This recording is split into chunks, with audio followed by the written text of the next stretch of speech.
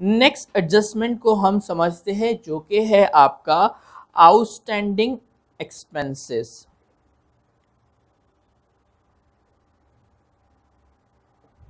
ठीक है, outstanding expenses ये भी बहुत ही इम्पॉर्टेंट एडजस्टमेंट है, ये भी अक्सर आपको क्वेश्चन में दिखेगा। ठीक है, सबसे पहले कंसेप्ट को समझेंगे और उसके बाद देखेंगे कि इसका एडजस्टमेंट कैसे होता है।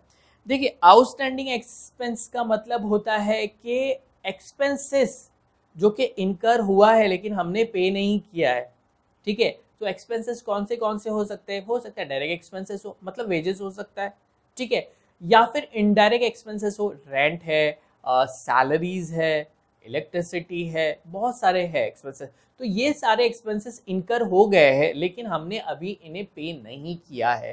ठीक है, तो देखिए हम जो अकाउंटिंग सिस्टम फॉलो करते हैं वो है मर्केंटाइल अकाउंटिंग सिस्टम। ठीक है, मतलब एक बार एक्सपेंस इनकर हो गया, हमें उसे बुक करना होता है, उसे हम रिकॉर्ड करना होता है, भले से उसे आपने पे किया है या नहीं पे किया। मतलब इस साल का एक्सपेंसेस इस साल ही रिकॉर्ड होगा, हम इस साल के एक्सपेंसेस को नेक्स्ट ईयर पर रिकॉर्ड नहीं करेंगे। अच्छा, अगर इस साल के एक्सपेंसेस को हमने पोस्टपोन कर दिया नेक्स्ट ईयर पे तो क्या प्रॉब्लम होगा, आप गौर कीजिए। देखिए, जैसे कि फॉर एग्जाम्पल हमारी एक सैलरी है, ठीक है, हम 1000 रुपीज़ की सैलरी पे करते हैं एवरी मंथ, तो हम पूरे ईयर का जो सैलरी मतलब 12 मंथ की सैलरी उसे कितना देंगे? 12,000 देंगे। ठीक है, लेकिन हमने जो हमारे एम्प्लॉई है उसको अभी तक सिर्फ 10 मंथ की सैलरीज दी है।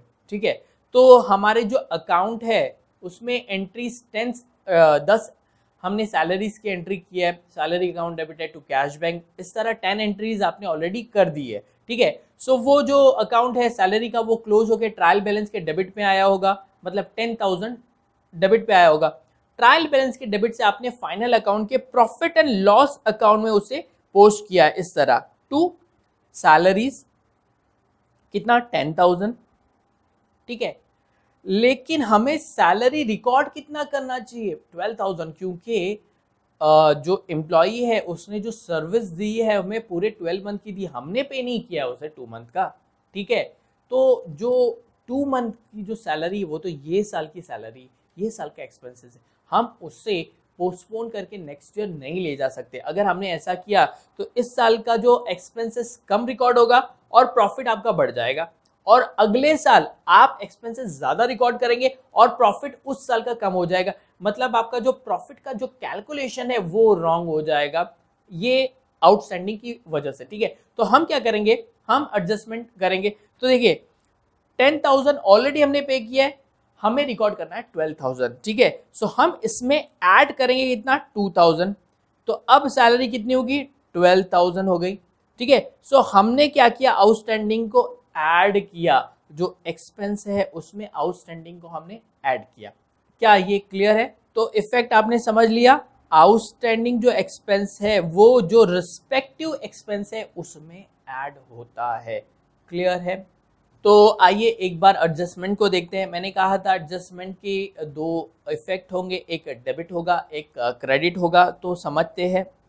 ठीक है, एक होगा डेबिट इफेक्ट और एक होगा क्रेडिट इफेक्ट। तो हमने क्या कहा कि हम एक्सपेंस में ऐड कर रहे हैं, मतलब जो डेबिट